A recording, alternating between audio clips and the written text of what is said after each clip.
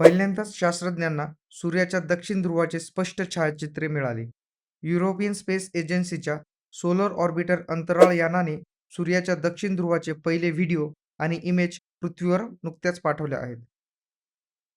चला तर सौर ऑर्बिटर हे मिशन नक्की काय आहे ते बघूया. 2020 मध्ये फ्लोरिडा येथून सोलर ऑर्बिटरचे प्रक्षेपण करण्यात आले. सौर ऑर्बिटर मिशन हे युरोपियन स्पेस एजन्सी आणि अमेरिकन अंतराळ संस्था म्हणजेच नासा यांचे संयुक्त मिशन आहे.